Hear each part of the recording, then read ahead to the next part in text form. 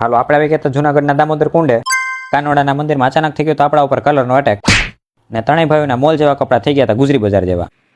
ભવનાથ પ્રવેશદ્વારમાં પ્રવેશ કરીને આપણે જઈએ છીએ ગિરનારની તળેટીમાં ભવનાથ મહાદેવના દર્શન કરવા. તો અહીં આવી ગયા છીએ આપણે ભવનાથ મહાદેવ મંદિરની સામે. હોળી ધૂળેટીના તહેવાર હતા તો અહીંયા તો ઝાઝામાં રંગબેરંગી પાથરી છે. હાલો આપણે પહેલા લઈ લેવી ભવનાથ મહાદેવ આરે સેલ્ફી ને જાય છે હવે મહાદેવને મળવા માટે.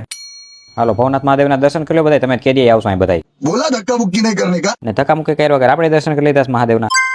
ને જયેશ ભ્રાતા પછી આવ્યો છે નાનો ભાઈ દર્શન કરવા હાટું. મહાદેવ આવડું મોટું ત્રિશુલ રાખી જોઈ નાની તો આખું ચાર થઈ ગઈ. પછી મંદિરની જ બાજુમાં આવેલો જોઈ લીધો મૃગીકુંડ. ठीक है. આ બે ક્યારના વિચારમાં પડ્યા છે કે આનું નામ મૃગીકુંડ કેમ પડ્યું દીકરા? એના માટે તમારે ઇતિહાસ વાંચવો પડે. લાગે છે મહાદેવના પ્રસન્ન કરીને જ રહેશે જા. બે જણા વિચારે છે કે અહીંયા જ રોકાઈ જવું છે હાવ.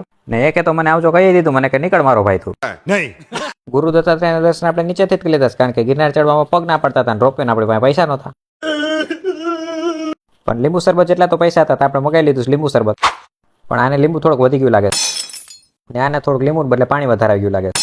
પણ હાવ ન કરતા કાણો મામો હારો એટલે આપણે તો જીકી લીધું જેવું હોય. कितने शानदार विचार रखते हैं जी. હવે આપણે જાણો જંગલની અંદર બોરદેવી મંદિર પણ આનો ડોન જેવું મોટું જોઈને અંદર જવા ના પાડી દીધી. પછી હું મારી ભોલી સુરત લઈને ગયો તો આપણને એન્ટ્રી આપી દીધી.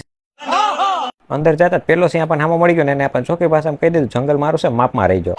બાકીનો વિડીયો જોઈશું નવા બ્લોગમાં. આ વિડીયો સારો લાગ્યો હોય તો ફોલો તો કરી નાખો.